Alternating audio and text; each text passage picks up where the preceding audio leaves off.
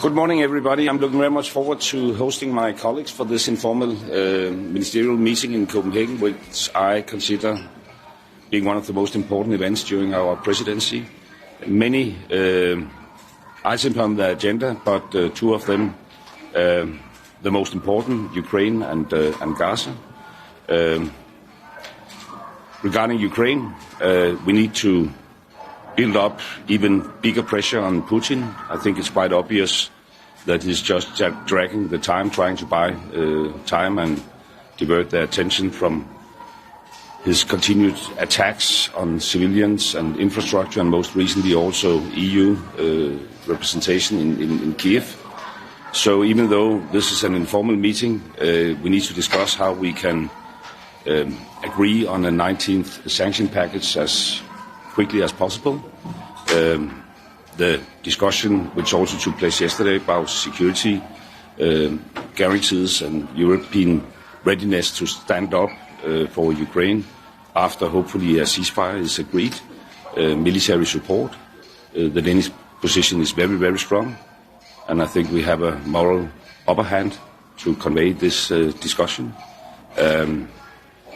We welcome any diplomatic effort in order to solve the situation and bring an end to the war, but we need to bring Ukraine in a position of strength, and therefore we need to further pressure Putin. Regarding Gaza, we are witnessing the most catastrophic humanitarian catastrophe. We have long been arguing that Israel should change its course, and we will do our utmost to find common ground. I don't think I reveal any secret by saying that there are nuances between the 27 countries in Europe. Our position is that we now must change words into action.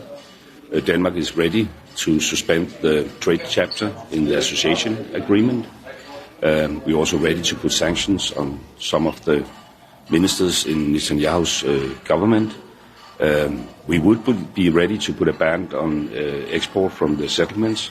For that, we need consensus, which is probably not achievable, but then we should try to find other innovative solutions. We could put tariff on these goods, for instance.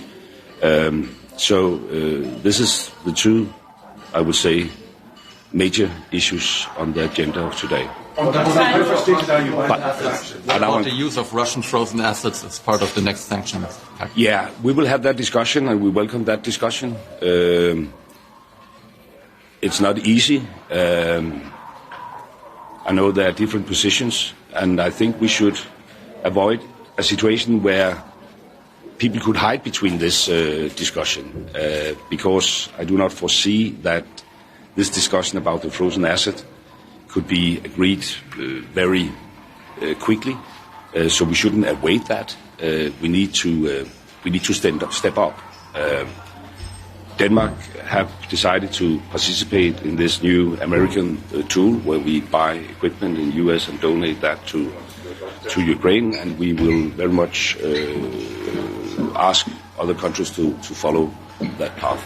Gaza, you spoke about a lack of consensus. How frustrated are you that you can't seem to put more pressure on Israel? Well, I'm frustrated, and people are frustrated. You can hear the people in the background. We need to, change our words from just words to action. And I think, being the presidency, it is our role to act as a common broker. Our position is tough, and we consider Israel a friend, and the Israeli people a friend. But we have an issue with the current government, and we also realize there's the discussion within Israel.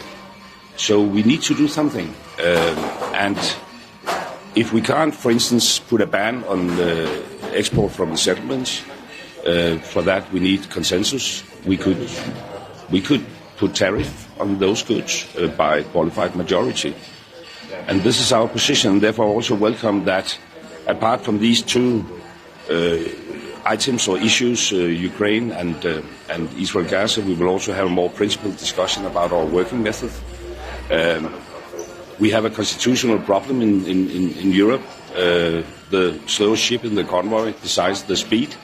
And we should find ways where what is the majority position in Europe would find its way. So I think we should explore innovative solutions to fulfill our goals, so to speak. What kind of sanctions are feasible against Russia? Against? What kind of sanctions are feasible against Russia? The toughest possible sanctions. I think we should look at the whole spectrum. Oil, financial sector, the shadow fleet, circumventions. We just passed the 18th sanctions package most recently, and it has an impact. The Russian economy is not doing well, so we definitely need to do more. And speed is also important here. I think Europe have done all the right things since this full-scale invasion, but you could argue that we have done it a little too late. I mean, so I think speed is also of importance here, and that's why, even though this is an informal meeting, we should be as concrete as possible. And I think this setting is an ideal one. This informal setting with our speaking notes and honest talks, and we need an honest talk among ourselves, because we have to move from speeches, we stand with Ukraine as long as it takes and stuff like that, and turn things into real actions. And I think we are in a good position for facilitating that discussions. We are foreseeing new Ukrainian investments in Denmark.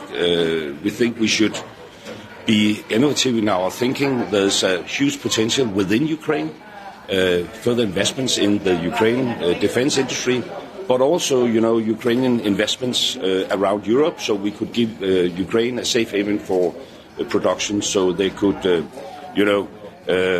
assist themselves in standing up against Putin. Thank you.